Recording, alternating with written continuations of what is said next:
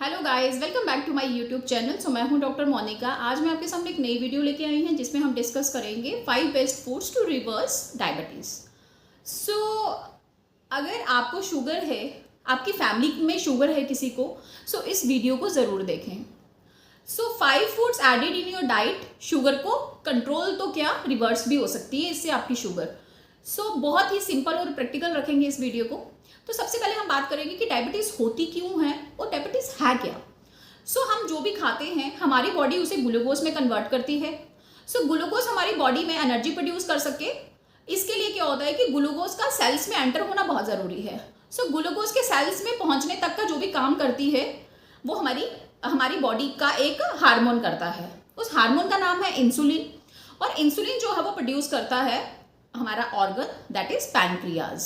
अगर आपका insulin level जो है, आपका शुगर लेवल जो है 100 mg पर डेसीलीटर है, मतलब वो नॉर्मली होना चाहिए। सो 200 mg अगर डेसीलीटर है, सो हमारी बॉडी जो है उसे हैंडल कर लेती है। हमारी बॉडी कहती है कि अगर 200 mg डेसीलीटर हुआ है तो मैं इसको कंट्रोल कर लूँगी।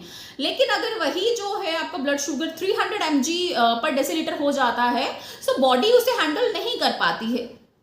सो देन उसको डिक्लेयर कर दिया जाता है पेशेंट को कि इसको डायबिटीज़ है। सो बॉडी क्यों नहीं कर पाती इसे हैंडल? बॉडी में ग्लूकोज की ज़रूरत जो है वो ज़्यादा हो जाए तो पैनक्रियाज की इंसुलिन जो है वो भी ज़्यादा नहीं बना पाता।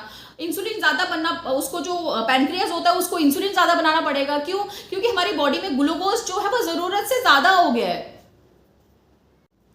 सो सेल्स ग्लूकोज में इतना भर जाता है कि इंसुलिन के सिग्नल्स को भी इग्नोर करना शुरू कर देता है। सो सेल में ग्लूकोज ज़्यादा है, ब्लड में भी ग्लूकोज ज़्यादा है, ब्लड जो होता है वो बहुत ज़्यादा थिक हो रहा है। सो ब्लड थिक होने की वजह से क्या होता है कि जो छोटे छोटे माइक्रोस्कोपिक ब्लड वेसल्स जो होती हैं वो फ्लो नहीं कर पाती हैं, वो फ्लो बिल्कुल नहीं कर पाएंगी। So blood doesn't reach to the organs easily, जो ब्लड जो है वो ऑर्गन्स तक इजीली नहीं पहुंच पाएगा। सो ऑर्गन में भी दिक्कत आना शुरू हो जाती है। जो थिक ब्लड होता है वो हमारी वेसल्स में, आर्टरीज में, वेन्स में जाकर जो है वो चिपक जाता है, जिसकी वजह से बाद में इन्फ्लामेशन हो जाती है। So diabetes is the mother of diseases, मतलब शुगर को मदर ऑफ डिजीजेस कहा गया है। सो अब इसका सोल्यूशन क्या है? सेल्स और ब्लड में ग्लूकोज की यूटिलाइजेशन कर ले, सेल्स इंसुलिन की सुनना लग जाए, ये बहुत ही ज़्यादा ज़रूरी है। सो बहुत सारे लोग कहते हैं कि जो डायबिटीज़ है वो जेनेटिक्स है, बट हमारे शुगर में जीन्स का सिर्फ 10% रोल ही रह चुका है। गलत खान पान से ही जीन्स भी ट्रिगर हो जाते हैं। सो साइंटिस्ट ने रिसर्च करी है, स्टडीज़ करी, और स्टडीज़ यही कहती हैं कि हमारा खान पान अगर सही हो जाए तो शुगर जो होती है वो रिवर्स हो जाती है। बट जीन्स का इसमें रोल जो है सिर्फ 10% ही रह गया हुआ। अगर वो भी जीन्स भी तभी ट्रिगर होंगे जब आपका खान पीन जो है वो गलत होगा।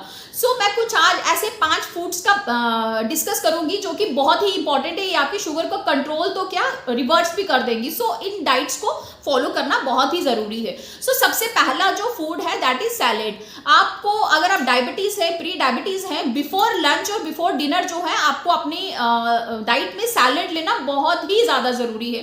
स्टडीज कहती हैं कि अगर आप सैलेड लेंगे तो 47% शुगर जो है वो आपकी स्पाइक हो जाएगी।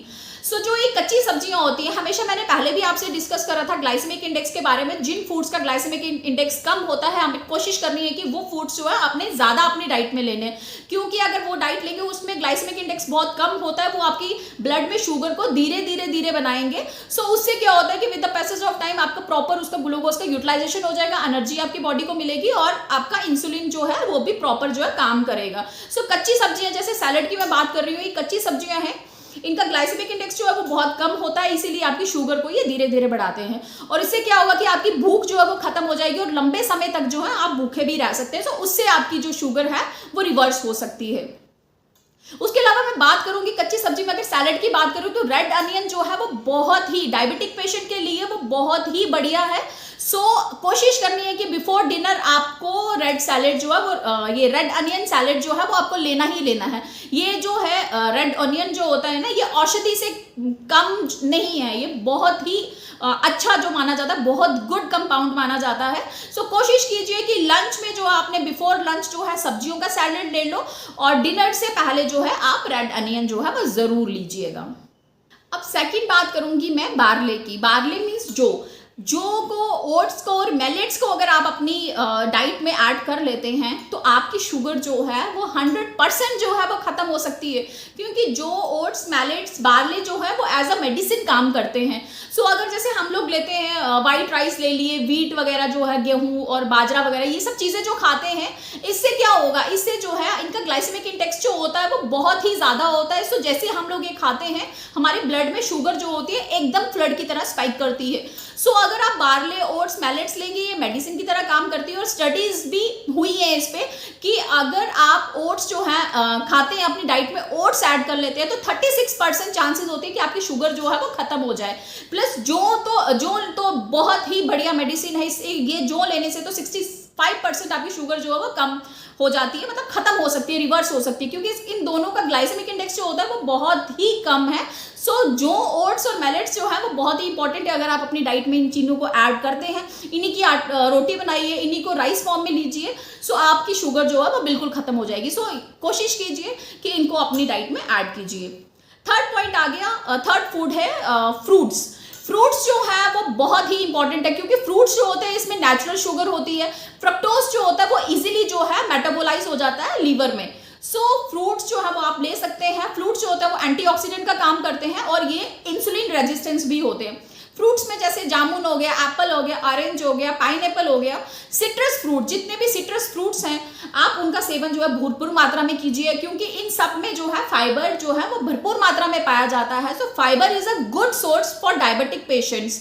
जूस कोशिश कीजिए कि जो फ्रूट जूस जो लोग पसंद करते हैं, जूस ना लेके अगर आप रॉ फ्रूट्स जो है अगर ऐसे साबुत फ्रूट खाएंगे, सो उसमें फाइबर होगा, उससे ग्लाइसेमिक इंडेक्स बहुत कम होगा, उससे आपकी शुगर जो है कंट्रोल हो जाएगी, आपके ब्लड में ग्लूकोज जो है वो बहुत कम मात्रा में बनेगा, धीरे धीरे बनेगा और वो धीरे धीरे धीरे यूटिलाइज भी हो जाएगा, तो उससे आपकी शुगर जो है वो स्पाइक नहीं करेगी।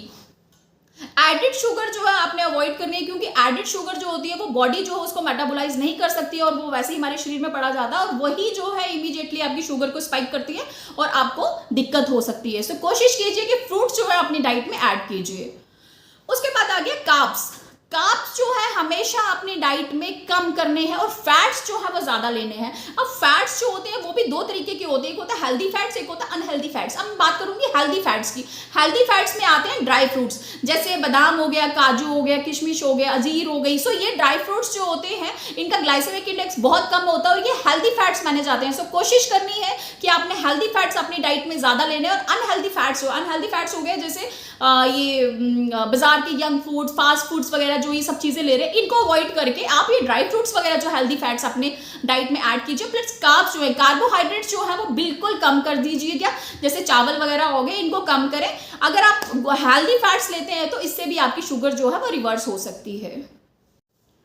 उसके बाद मैं बात करूंगी अब ऑयल के बारे में। सो एक होता है रिफाइंड ऑयल। सो कोशिश करना है कि आपने कच्ची घनी का जो तेल होता है ना वो ही यूज करना है अपनी सब्जी बनाने में, या वैसे भी अगर आप घर पे कुछ भी बनाते हैं सो कच्ची घनी का तेल जो है वो यूज करना है। रिफाइंड ऑयल्स जो है उसको टोटली अवॉइड करना है, क्योंकि जो रिफाइंड ऑयल्स होता है ये क्या करता है कि आपके पैनक्रियाज को डैमेज कर देगा। सो पैनक्रियाज ही ऐसा ऑर्गन है जो कि इंसुलिन बनाता है और आपकी शुगर को कंट्रोल करके आपकी बॉडी में एनर्जी प्रोवाइड करता है। सो कोशिश करनी है कि कच्ची घनी का तेल यूज करना है, रिफाइंड ऑयल जो है वो टोटली बंद कर दो।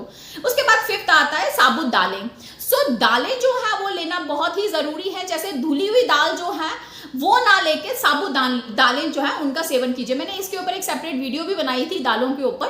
सो साबुत दाल का सेवन हमेशा करना चाहिए। जैसे हरी मूंगी होती है तो हरी मूंगी जो है साबुत मूंगी का सेवन करना है, धुली हुई मूंगी का सेवन नहीं करना है। खा सकते हैं, वो भी बहुत अच्छी है, फाइबर रिच है, प्रोटीन रिच। उसके बाद आती है फिफ्थ जो है साबुत दालें। सो हमेशा कोशिश करनी है कि साबुत दाल का सेवन जो है वो ज्यादा करना और धुली हुई दालों का सेवन जो है वो कम करना है। वैसे तो धुली हुई दालें भी जो है वो बहुत इफेक्टिव होती है, उनका ग्लाइसेमिक इंडेक्स बहुत कम होता है। दालें जो होती है वो fibre rich plus protein rich होती है, बट साबुत दालें जो है वो ज्यादा बेहतर मानी गई है धुली हुई दालों से। सो ब्लैक चना हो गया, व्हाइट चना हो गया, राजमा होगी, आपने कोशिश करना है कि इन दालों को आपको लंच में लेना है, क्योंकि ये दालें थोड़ी हैवी होती है डाइजेस्ट करने में। और मूंग दाल हो गया, चना जो हो गया, इसको आपको रात को जो है इसका सेवन आप आराम से कर सकते हैं। और ब्लैक चना जो है वो बहुत ही अच्छी मेडिसिन, बेस्ट मेडिसिन मानी जाती है फॉर डायबिटिक पेशेंट्स। तो दालों का सेवन जो है वो भरपूर मात्रा में करना है, इससे आपकी शुगर कंट्रोल तो क्या रिवर्स भी हो सकती है। सो मेरी वीडियो अगर पसंद आई हो तो चैनल को सब्सक्राइब करना मत भूलना और लाइक कमेंट शेयर जो है जरूर करना। Thank you so much.